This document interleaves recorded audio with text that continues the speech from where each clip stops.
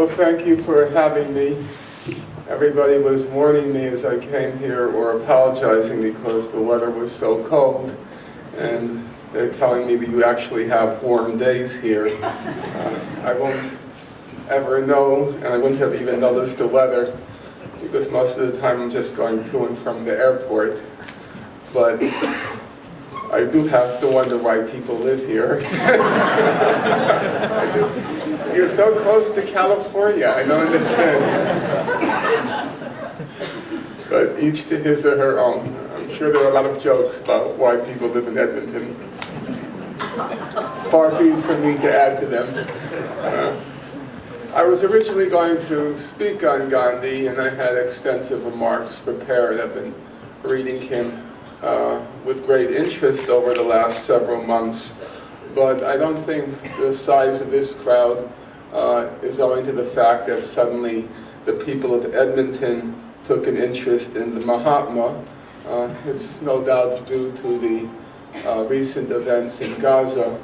And so I've decided, hopefully with your concurrence, to amend my remarks today and to try to speak to what just happened in Gaza, and then use the occasion of the questions and answers to happily, if it's relevant, to bring in Gandhi, who, as I said, I think I know something about, very far from an expert, but I think there is something to be said about what he has to say on this subject. What I want to speak on this afternoon is the background to the massacre in Gaza, why Israel did what it did. I think most people have some sense of the humanitarian catastrophe that ensued after the massacre and ensued in the course of the massacre, but I'm not sure if there's that much clarity on what was the impetus behind it, and that's what I would like to discuss this afternoon. When the massacre first began, there was a lot of speculation that it had to do with the forthcoming elections in Israel. And there was no question that there was a jockeying for votes among the leading candidates, that in a Sparta-like society like Israel, which is consumed by revenge and the thirst for blood, killing Arabs is a sure crowd pleaser. And the polls show that throughout the massacre, about 90% of the Israelis supported it. But I don't think actually it had much to do with the upcoming election. The Israeli columnist Gideon Levy from Haaretz magazine, he commented at the very beginning, he said, Israel went through a very similar war 2.5 years ago, meaning the events in Lebanon in July and August 2006, when there were no elections impending in Israel. And I think that's an insightful remark. What happened in Gaza was the natural outcome, as I'll try to show, of what happened in Lebanon in July and August 2006, and had relatively little to do with the elections. The elections were a secondary factor, no point in being dogmatic and dismissing them, but had relatively little to do with it. In fact, Israeli elites, like elites in most states, put the interests of state first, and when they conduct a major operation of the sort they conducted in Gaza, they would almost never do it for narrowly political gains. That would be, yeah, I think we're doing fine with sound. Do you hear me in the back, or we're not doing sound? Oh, we're not doing sound. Okay. Yeah, okay. No problem. How are we doing now with sound? Okay.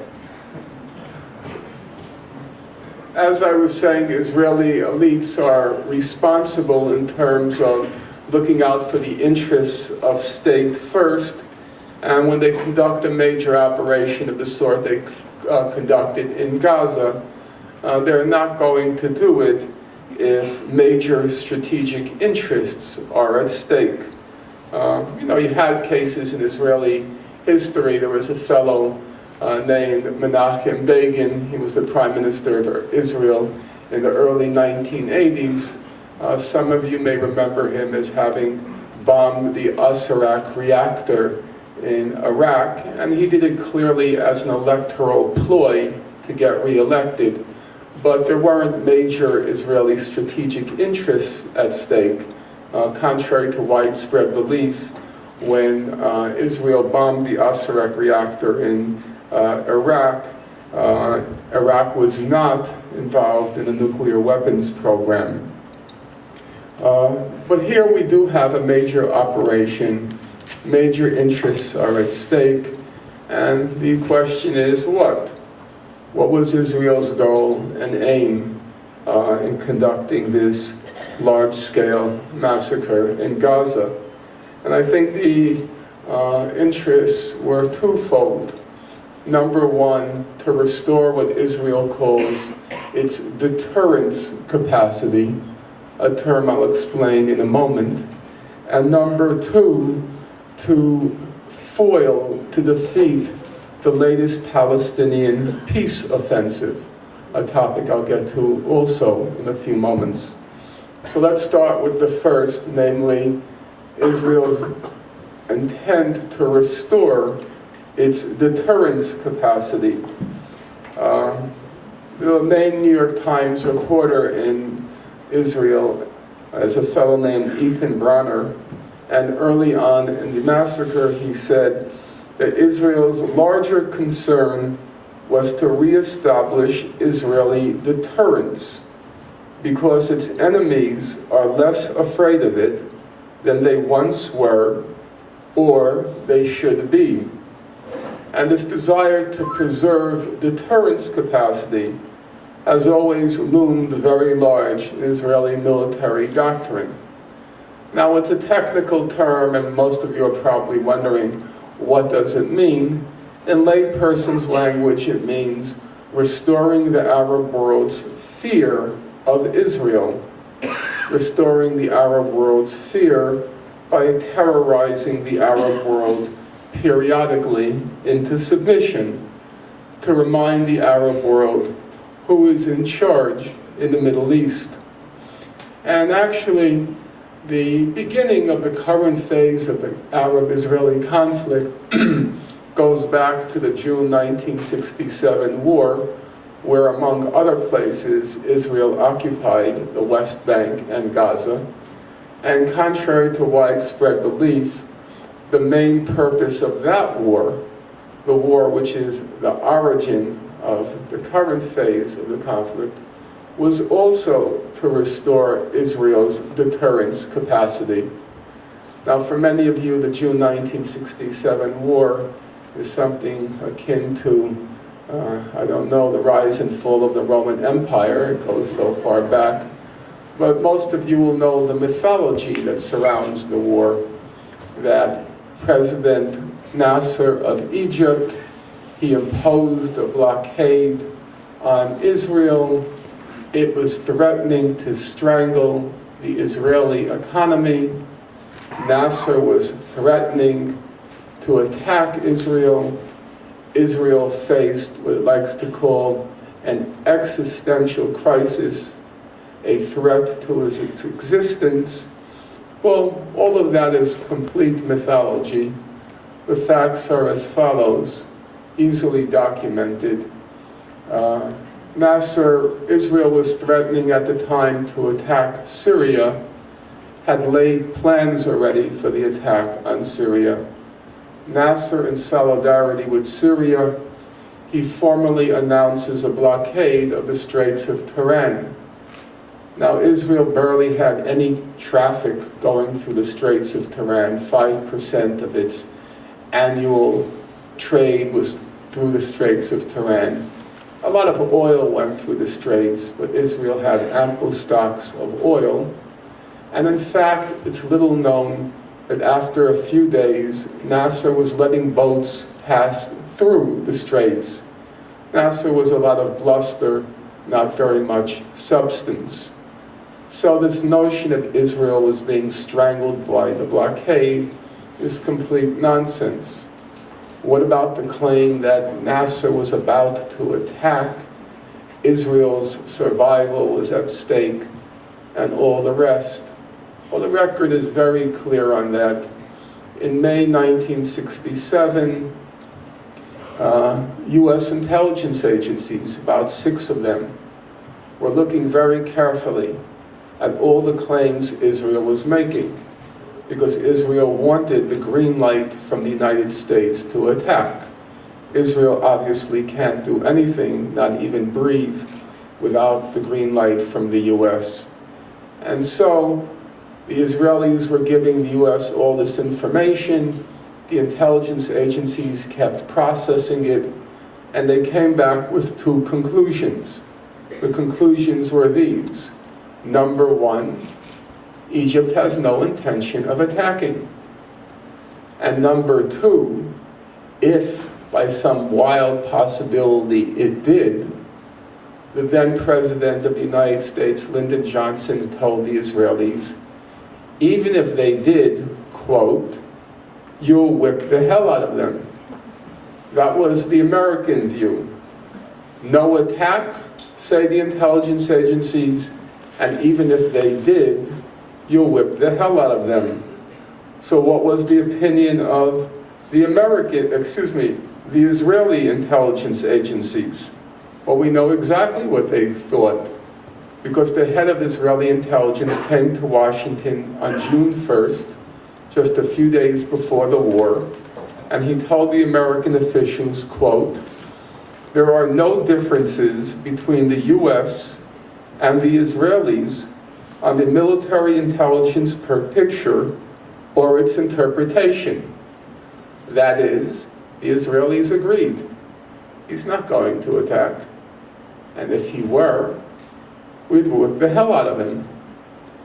So, if the blockade posed no threat to Israel, if they faced no military threat, why did they launch a first strike against Egypt?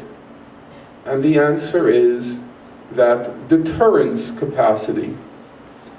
Mr. Nasser was fomenting what was called back then radical Arab nationalism, which basically means this crazy idea that the Arab people should control the destiny of their countries and their resources. And he was making what seemed to be defiant gestures in May 1967. And so it was time to cut Nasser down to size. The Arabs were getting too uppity. One of the commanders of Israel back then later became the prime minister. You may know him as the rotund Ariel Sharon.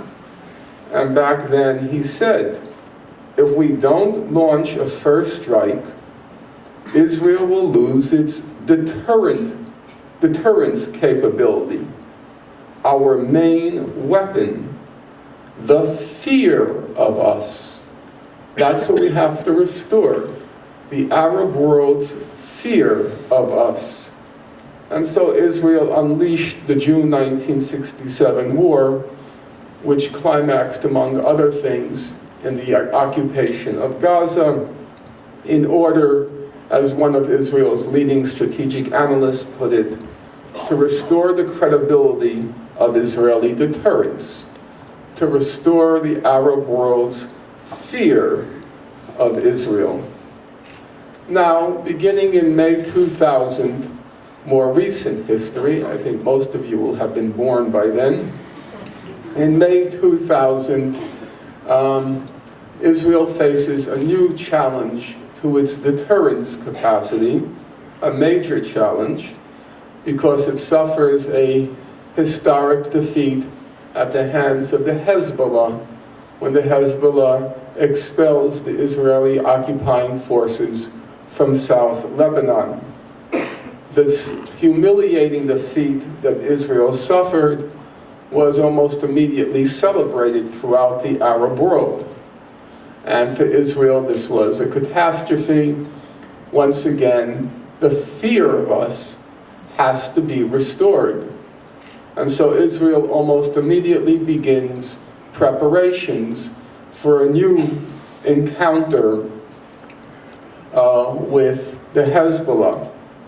In the summer of 2006, now we're coming closer to recent times, Israel finds a pretext, and in July 2006, it unleashes the fury of its air force and prepares a major ground invasion to defeat the Hezbollah, restore its deterrence capacity.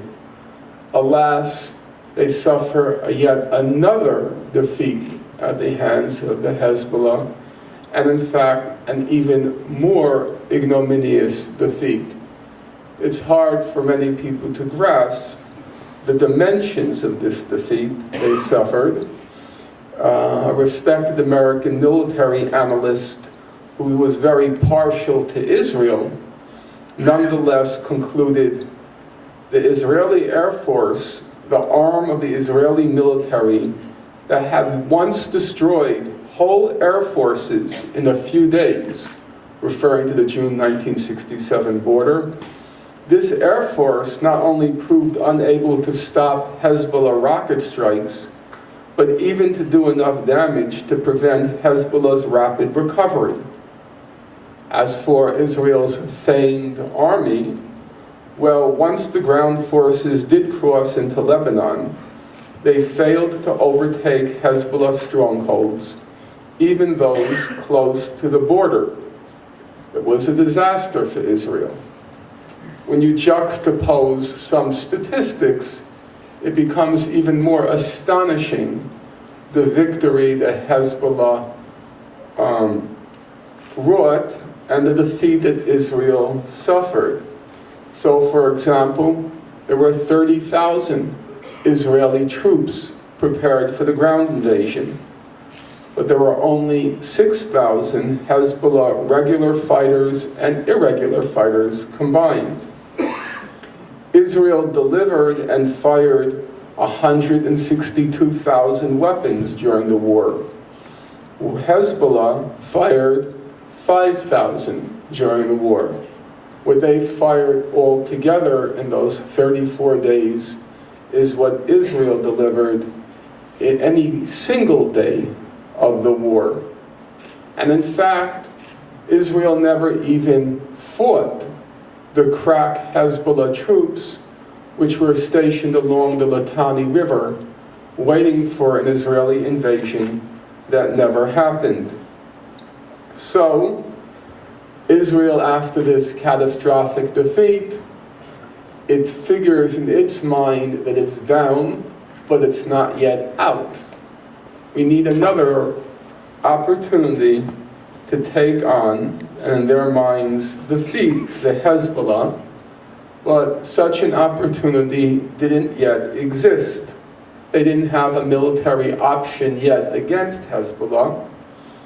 Beginning in mid-2008, they begin trying to conscript the United States for an attack on Iran, hoping that inflicting an attack on Iran, they can also decapitate Hezbollah and restore their regional hegemony and cut the Arabs down to size, as they did in 1967. They even began to threaten, if the US doesn't join in the attack, they were going to use non-conventional weapons, that is to say nuclear weapons, in order to defeat Iran. Well, the US didn't go along with it. Iran has gone its merry way, and Israel's deterrence capacity slipped another notch. And so it was high time to find a defenseless target to annihilate. Enter Gaza, Israel's favorite shooting gallery. For even there, the feebly armed resistance Hamas had defiantly resisted Israeli dictate, and in June 2008 had even forced Israel into agreeing to a ceasefire. Well, Hamas is going to be the place to restore Israel's deterrence capacity, to restore the fear of the Arab world in Israel. How were they going to do it? Well, they were pretty clear about what their strategy was. During the 2006 war in Lebanon, there's an area in the south of Beirut known as the Daha. And Israel, during the war in Lebanon, it flattened the Daha. I had an occasion several months ago to see it, and it's a sight to behold. There were once many sixth-floor apartment buildings, and now it's just a parking lot. That was Israel's calling card and goodbye card to the Daha. And they began to talk. Israel was very thrilled with what it did to the Daha. It was one of their great achievements. And so after 2006, they began to refer to the Daha strategy. What's the Daha strategy? Well, the chief of the Northern Command of the Israeli Defense Forces, the IDF, he described it as follows. He says, we shall pulverize the 160 Shiite villages in Lebanon that have turned into Shiite army bases. And we shall not show mercy when it comes to hitting the national infrastructure of a state that in practice is controlled by Hezbollah. A reserve Israeli colonel writing in a prestigious think tank, he said, Israel needs to act immediately, decisively, and with force that is disproportionate. Such a response aims at inflicting damage and meting out punishment to an extent that will demand long and expensive reconstruction processes. In September 2008, Israel's Interior Minister said that if there is a Palestinian rocket attack, the IDF, the Israeli Defense Forces, should decide on a neighborhood in Gaza and level it. That's the Daha strategy.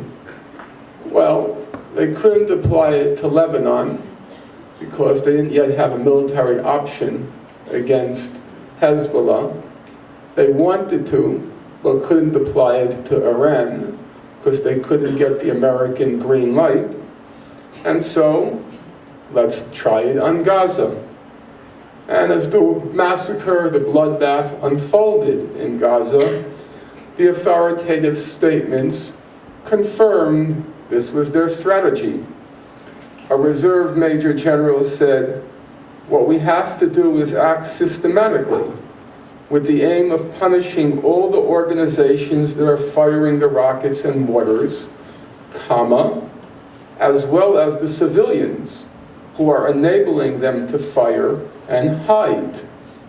The official IDF spokesman's office said, anything affiliated with Hamas, a very loose formulation, anything affiliated with Hamas is a legitimate target. And quite quickly, the results of the strategy were confirmed in practice. During the first 2 days of the Lebanon war, the July-August 2000 war, about 55 civilians were killed. But now the Israeli media began to exult at what it called Israel's shock and awe in Gaza, as Israel killed not 50, a mere 55, but killed more than 300 Palestinians in the first 2 days of the attack on Gaza. Several days into the slaughter, an informed Israeli strategic analyst wrote in the pages of Haaretz, Israel's most respected newspaper, he said the IDF, which planned to attack buildings and sites populated by hundreds of people, did not warn them in advance to leave, but intended to kill a great many of them, and succeeded. Many Israelis, like the Israeli sometime historian and full-time propagandist Benny Morris, they were very prideful of what they called Israel's highly efficient air assault on Hamas. But not every Israeli was so thrilled. There was one columnist named B. Michael, and he said, well, it's not so impressive to send helicopter gunships and jet planes over a giant prison and firing at its people. Who were these people? Well, you remember that first day when they killed those 70 Hamas agents who were police officers. Who were they? Gideon Levy writes, they were 70 traffic cops at their graduation ceremony. Young men in desperate search of a livelihood who thought they'd found it in the police and instead found death from the skies. As Israel targeted schools, mosques, hospitals, ambulances, UN sanctuaries, as it flattened, Daha style, entire neighborhoods, as it slaughtered and incinerated Gaza's defenseless civilian population, Israeli commentators gloated. They said, Gaza is to Lebanon as the second sitting for an exam is to the first, a second chance to get it right. Notice, incidentally, there's no pretense here that this war had anything to do with rocket attacks. It's about getting it right after Lebanon. A second chance to get it right. But this time, they said, we did it different. We had hurled Gaza back, not a mere 20 years, as we'd done in Lebanon, but into the 1940s. Electricity is available only for a few hours a day. Another commentator said, Israel has regained its deterrence capabilities because the war in Gaza has compensated for the shortcomings of the 2006 Lebanon war. And another said, there is no doubt that Hezbollah leader Hassan Nasrallah is upset these days. There will no longer be anyone in the Arab world who can claim that Israel is weak. And true enough, who would be so foolish now as to claim that Israel is weak? Who can doubt Israel's courage and strength? Who can doubt its heroism? It caged in a population of 1.5 million, about 80% of them refugees and the children of refugees, about half of them under the age of 16. Then it starved the population for 2.5 years. Mary Robinson, the former UN High Commissioner for Human Rights, she visited Gaza in November 2008 during the period of the ceasefire and said, I'm standing before me and watching a civilization be destroyed. They starved the population, reduced it to abject despair, and then strong Israel, courageous Israel, the Israel who no one can any longer deny is strong or accuse of being weak, once having caged in, starved, and reduced to abject despair a population, it sent in its jet planes, its helicopter gunships, its armored personnel carriers, its tanks. It sprayed entire civilian neighborhoods with white phosphorus, and it achieved a kill ratio of 100-to-1. A very impressive war. How can you not gloat over such an achievement? A kill ratio of 100-1. Well, one person who could barely restrain his glee was the New York Times' chief foreign affairs expert, this fellow named Thomas Friedman. And Mr. Friedman, he said, people got everything wrong. They think that Israel lost the Lebanon war in 2006. But he says that's not true.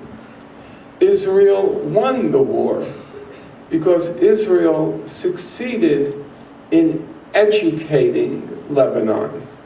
And what was the education it bestowed on Lebanon?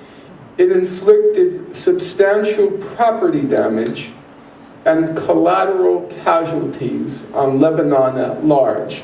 That's for the euphemism for killing civilians. And now the Lebanese will think once, twice, and 3 times before attacking Israel.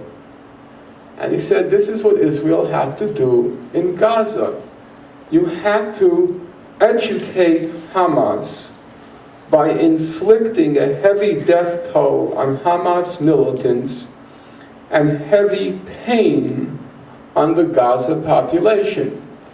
So they'll think once, twice, and 3 times before they dare defy Israel.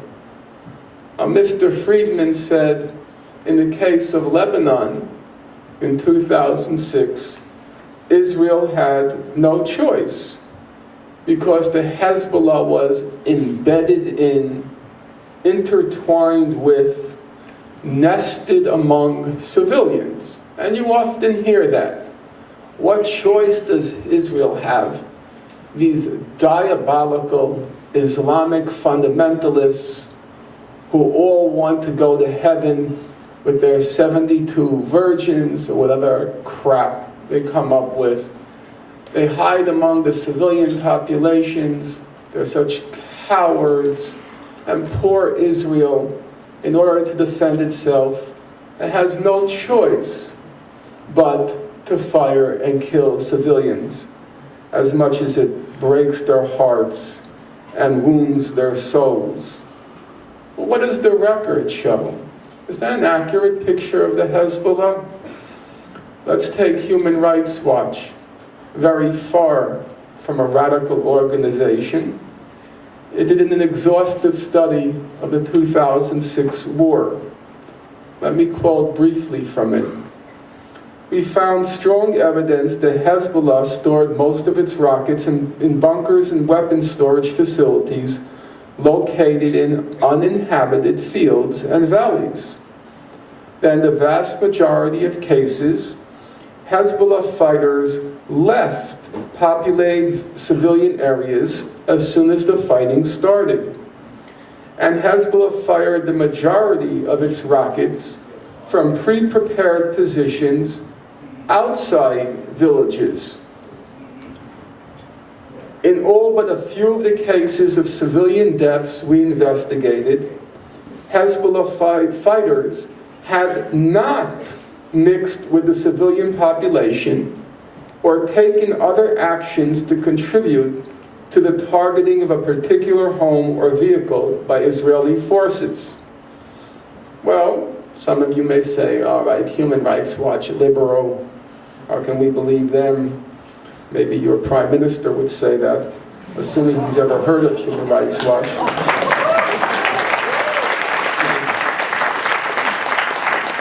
Not just your prime minister, that carpetbagger from Harvard probably thinks the same thing. So let's leave aside liberal Human Rights Watch. Let's take the more sober evaluation of the U.S. Army War College, which did a study of the war based entirely on interviews with Israeli personnel who fought in the war. What did they find? Let me quote. The key battlefields in the land campaign south of the Litani River were mostly devoid of civilians, and IDF participants consistently report little or no meaningful intermingling of Hezbollah fighters and non-combatants. Nor, says the U.S. Army report, based on interviews with Israeli soldiers, nor is there any systematic reporting of Hezbollah using civilians in the combat zone as shields. This is all complete and total mythology, what we're constantly being told by Mr. Friedman and many others. But then Mr. Friedman goes on and says that this cowardly Hezbollah, rather than confronting Israel's army head-on, it fired rockets at Israeli civilians, hoping to provoke them into attacking Lebanese civilians and then causing anger in the Arab world. What does the record show?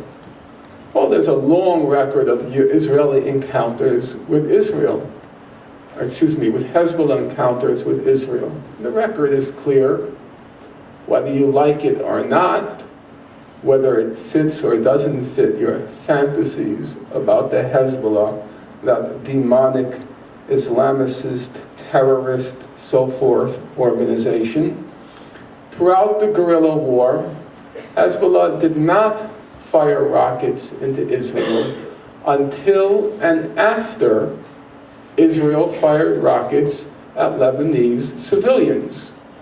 When they fired at Lebanese civilians, Nasrallah, the Secretary General of Hezbollah, was clear. No, sorry Israel, you're not going to use the Arab people anymore as your shooting gallery. You're going to target our civilians, we will target yours. When you desist, we will desist. In 2006, the first couple of days of the war, Israel was inflicting significant civilian casualties on Lebanon, and then once again, the Hezbollah said, you target ours, we have no choice but to target yours. But they said, we'll only do it as long as, and now I'm quoting Nasrallah, the enemy undertakes its aggression without limits or red lines. Once you restore the conventional practice of only targeting combatants, we will also. So, what does the record show? If Israel targeted the Lebanese civilian population and infrastructure during the 2006 war, it was not because it had no choice. They had an obvious choice. They could have fought the Hezbollah, which was not intermingled with the civilian population. And it was not because Hezbollah provoked Israel, because Hezbollah was reacting to Israeli attacks on the civilian population. So why did it attack the Lebanese civilian population and infrastructure? For the reason that Thomas Friedman gave, to educate Lebanon.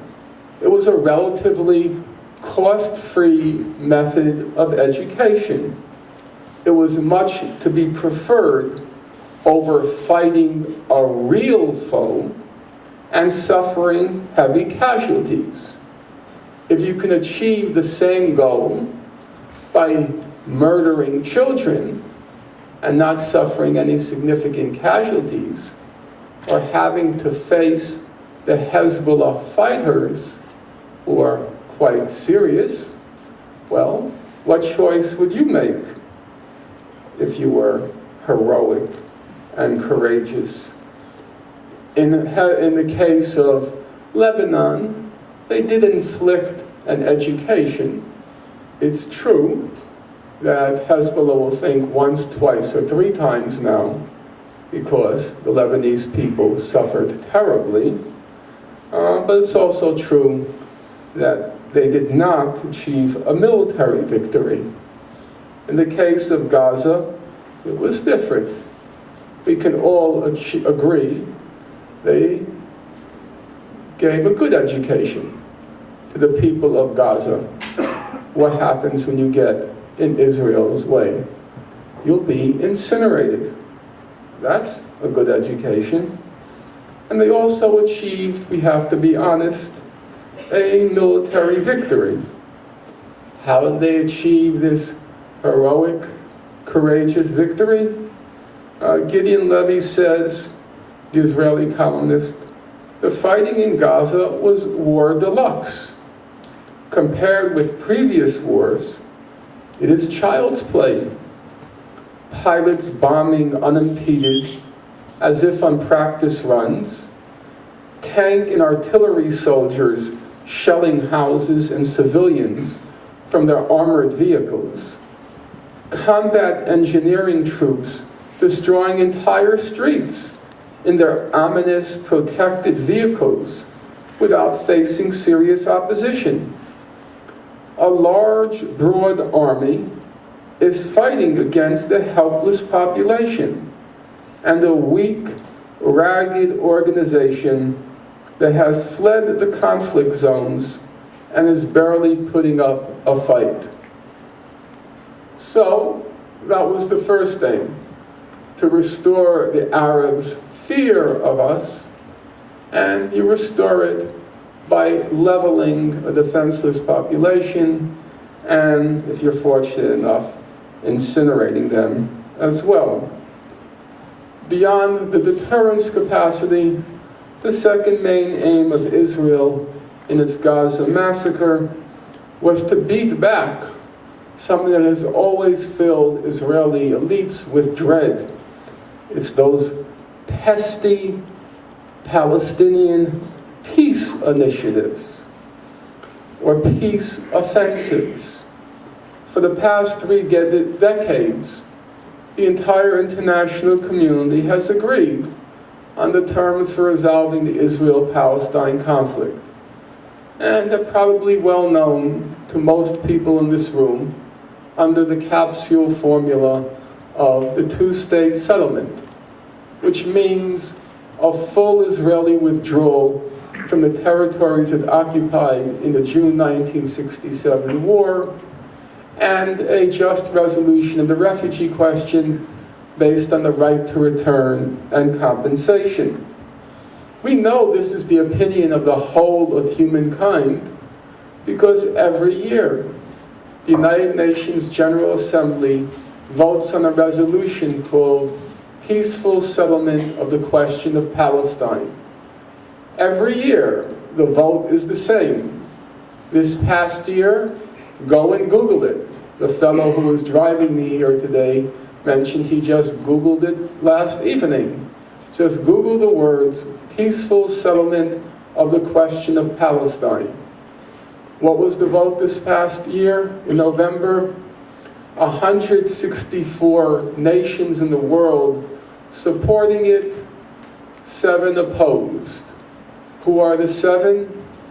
Israel, the United States, Australia, Nauru, N-A-U-R-U, Palau, P-A-L-A-U, Micronesia, you can figure that one out from its name, and the Marshall Islands. That's it. The whole world on one side, United States, Israel, there's always one power. This year it's Australia, sometimes it's Zambia, sometimes El Salvador. And then always Nauru, Palau, Micronesia, and the Marshall Islands. Some of you have not heard of Nauru and Palau. I know Canada is very politically correct, so I'll stick strictly to the factual data. Their combined populations can fit in the aisle in this room. And that's it. So, just to give another example, 1989, I take it at random, the vote 151-3. The whole world on one side, the United States, Israel, and the island state of Dominica on the other side. Another powerhouse.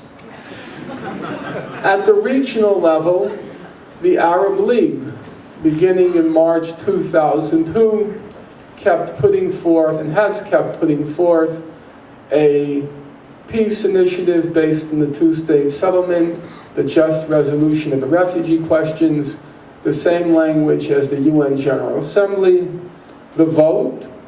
All 22 members of the Arab League have offered Israel peace on the basis of international law and international legitimacy. That's the Arab League. Now, we have a catastrophe in the making. The entire international community agrees on how to resolve the conflict. The Arab League goes along with it. The Palestinian so-called authority has supported it. And here comes the catastrophe of catastrophes, the mother of all disasters. Hamas now supports it. So for the past several years, it's been signaling in fairly transparent language it's willing to go along with the international consensus, the consensus of the Arab League.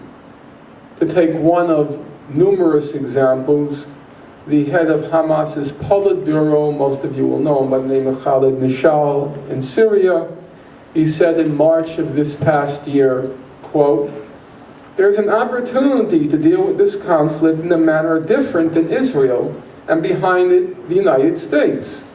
There's an opportunity to achieve a Palestinian national consensus. There's an opportunity to settle it on the 1967 borders, and this is an exceptional opportunity in which most Palestinian forces, including Hamas, accept a state on the 1967 borders. There is also an Arab consensus on this demand. This is a historic situation. But no one is taking advantage of this opportunity, says horrible, demonic Hamas.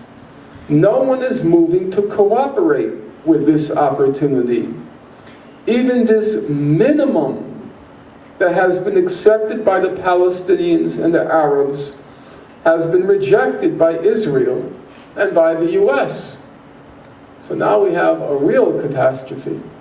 Hamas has joined with everybody supporting that two-state settlement.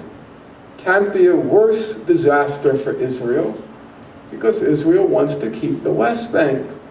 And always needs someone who it can claim doesn't want to negotiate with it. And for the last several years, it pulled Hamas out of the hat. And now this rabbit won't cooperate. It wants to settle. But the news gets even worse, because Hamas enters into a ceasefire with Israel in 2008, and the official Israeli publication posted on its own website says, quote, Hamas was careful to maintain the ceasefire. It maintains the ceasefire despite the fact that Israel reneged on its main obligation under the ceasefire, its obligation to lift the embargo of Gaza, to lift that brutal economic embargo, which, as Mary Robinson said, was destroying a civilization. The official Israeli website goes on to say, the ceasefire, was sporadically violated by rocket and mortar shell fire carried out by rogue terrorist organizations. At the same time, Hamas tried to enforce the terms of the arrangement on the other terrorist organizations and to prevent them from violating it. Well, now things are really getting out of hand, and it gets worse still.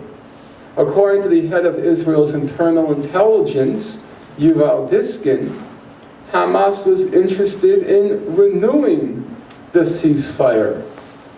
Well, these are a veritable disaster of developments. Israel could no longer justify shunning Hamas, and would only be a matter of time before international pressure from the Europeans in particular would be exerted on Israel to start negotiating. Well, this is not the first time Israel confronted such a disaster.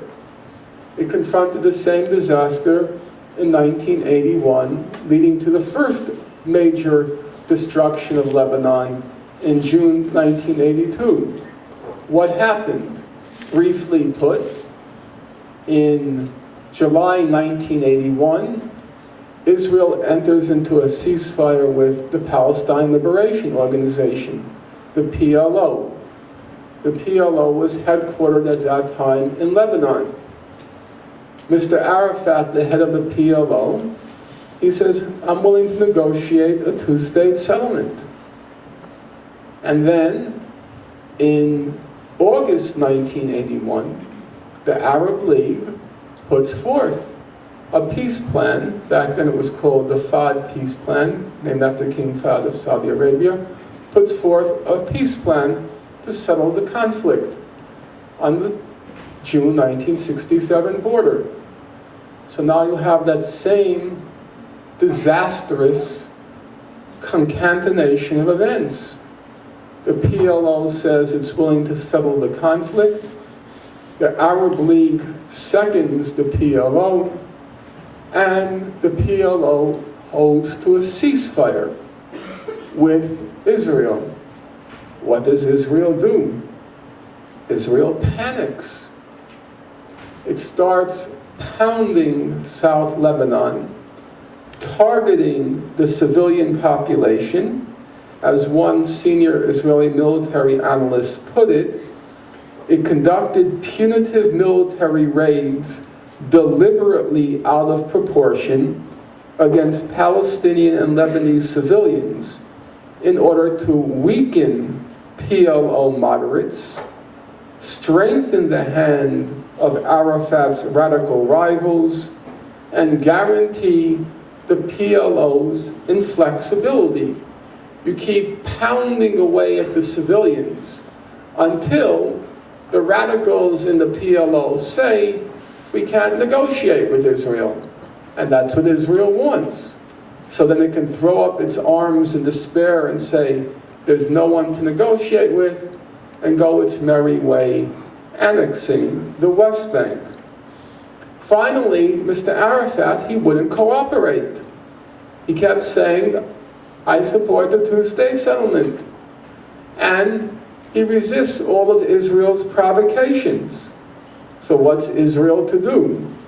To quote Avner Yaniv, that Israeli strategic analyst I mentioned a moment ago, he said Israel had only two options: a political move leading to a historic compromise with the PLO, or preemptive military action against it. And what do they decide? Now I'll quote Yaniv, it's a nice expression: to beat back Arafat's peace offensive, Israel attacks Lebanon in June 1982.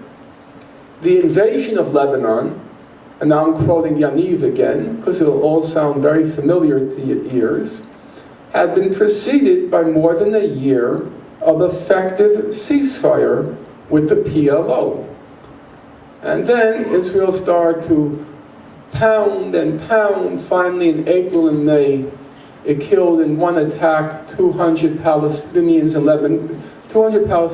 Lebanese, I think, as well, 60 of whom were occupants of a Palestinian children's hospital. Finally, the PLO retaliates, shells the northern Galilee, kills one Israeli civilian, and now Israel has its pretext. You'll be familiar with the pretext. They had to attack because of rocket attacks against Israel. Was that the real motive, those rocket attacks? Not so, says Mr. Yaniv.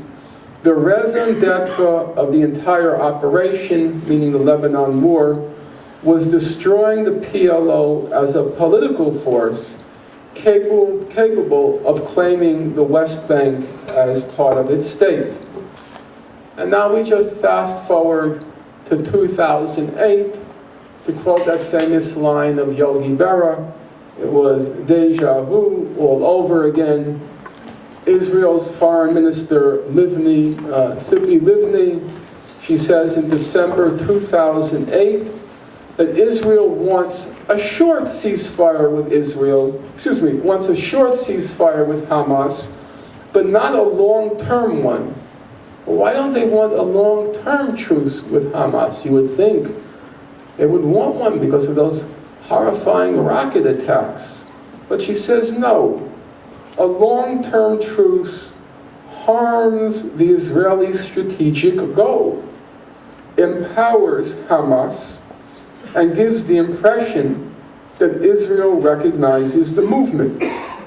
Translation, if they have a long-term truce with Hamas, it enhances Hamas's credibility. It shows Hamas can be trusted, is responsible, can be held to its word. And if you enhance Hamas's credibility, you undermine Israel's strategic goal of retaining control of the West Bank. And so, in March 2007, Israel begins plans to attack Hamas, Gaza, the Daha strategy, and as the Israeli newspapers, and you can't fault them for lack of candor, they freely admit that Barak entered the truce in 2008, in June 2008, quote, because the Israeli army needed time to prepare the attack. That was their only reason. Once the pieces were all in place, Israel only lacked a pretext. And then it did, as it always does. On November 4th, when the attention of the Americans was all focused on the results of the election, the American media were riveted on Election Day, and remember, they only care about that American green light. Israel broke the ceasefire by killing 7 Palestinian militants.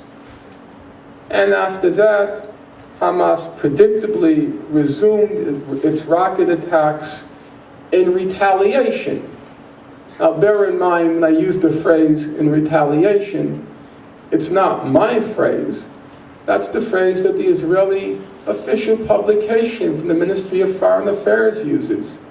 Hamas retaliates after Israel breaks the ceasefire. And Israel could now embark on yet another murderous invasion in order to beat back yet another of those devilish Palestinian peace offensives. The soon-to-be anointed king, he issued a statement saying Israel has the right to defend itself, and Hamas is a terrorist organization, which he said I wouldn't touch with a barge pole. But there's a question here. Israel has a right to defend itself, he says. Hamas is a terrorist organization. Hamas is a terrorist organization. Israel killed 1,200 people in Gaza. 1/3 of them were children. Israel incinerated neighborhoods in Gaza. Israel clearly, with intention, with premeditation, targeted civilian neighborhoods and civilian infrastructure. Israel targeted ambulances, hospitals, UN sanctuaries. Hamas is the terrorist organization. Israel has the right to defend itself. What about the Palestinian right to defend itself? I've read the Geneva Conventions, all 4 volumes. I've read the additional protocols. I didn't see anywhere in those the conventions or additional protocols that the Palestinian people have a legal, a moral obligation to commit suicide. I didn't see that anywhere. I read footnotes pretty carefully. There was no footnote that said that. You're starving them. You're denying them food. You're denying them medicine. You're, in Mary Robinson's words, destroying a civilization while they're holding to the ceasefire, but they're not allowed to do anything. They're just supposed to lay down and die. That's their legal obligation. Israel is building a wall in the West Bank, stealing 12% of the pitiful territory that was left to them after 48. The International Court of Justice said that wall is illegal under international law. But Palestinians have no right to resist Israel's theft of their homeland. Only Israel has a right to defend itself. Bernie Farber, the executive director of the Canadian Jewish Congress, he issued a statement. He was appalled. He was horrified. He was filled with shock. He noticed that at a demonstration in Canada, an Israeli flag was being burnt. He seemed not to notice that in Gaza, the flesh of 400 children were being burnt. And there were all of these organizations and international authorities who were pondering whether or not Israel's response to Gaza, its response, incidentally, to Gaza's retaliation, let's leave that aside, whether Israel's response was proportionate or not. Now we enter the lunatic world of the Twilight Zone. We're watching before our eyes, before the eyes of the whole world, a massacre, a bloodbath, and a slaughter occurring, a kill ratio of 100 to 1. 1/3 are children, and people are contemplating, is this proportionate? It's as if a Sherman tank were to crash into a schoolyard, blowtorch the children, and people are wondering, is this a proportionate response? Proportionate? What right does Israel have to injure or kill a single Palestinian? You don't want them to resist? Then stop starving them. Stop denying them medical care. And take your bags and leave their home. You don't have any right.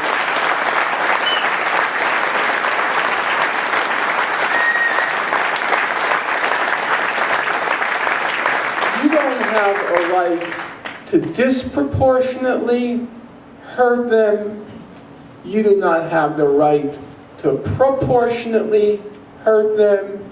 You have one right: to get the hell out of there already. Now, we have this peculiar choreography with the European governments. They all went over to Egypt, and they all met on how to prevent arms smuggling to Hamas. Now you have to really savor that. You really do.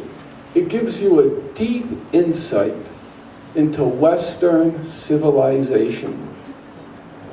Everybody is watching Israel inflict a massacre on Gaza, and the only problem the European governments see is how to further disarm Hamas. not stopping weapons transfers to Israel, but to stop weapons transfers to Hamas. Why? The kill ratio of 100 to 1 didn't meet your civilized Western standard? You wanted the kill ratio to be 1,000 to 1? Is that why you want to stop arms smuggling to Gaza? So the people are completely and totally disarmed? So we can have a war in real Western civilized standards, the way they used to conduct them in Africa? You know, the heroic, courageous shooting fish in a barrel? That's the formal response. But the informal response is illustrated by people here. And that's where I'm going to leave off.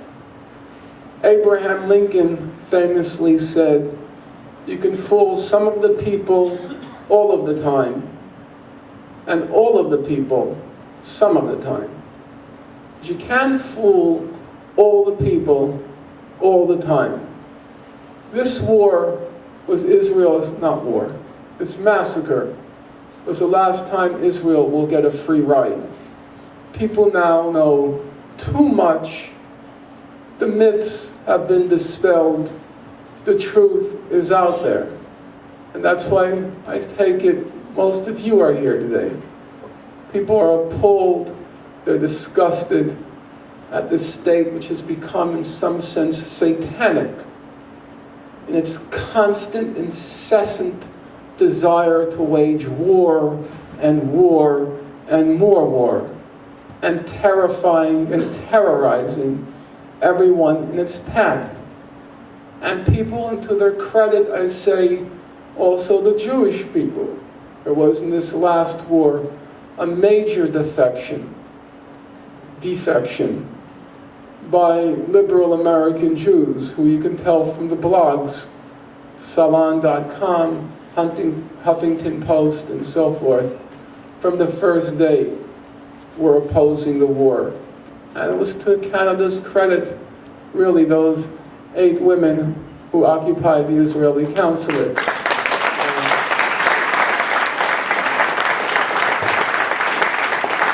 This was the last time Israel gets a free ride, and it's the last time that it's, in my view, it's the last Jewish war. It's the last time Israel will get blanket support from the Jewish community.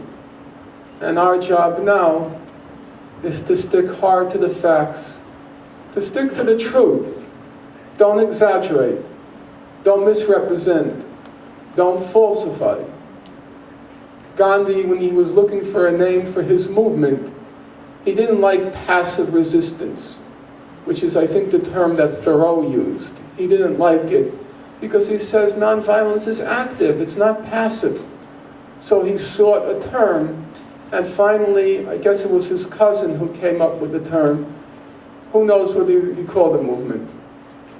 Yeah, Satyagraha, which means, I like the translation, it means hold on to the truth.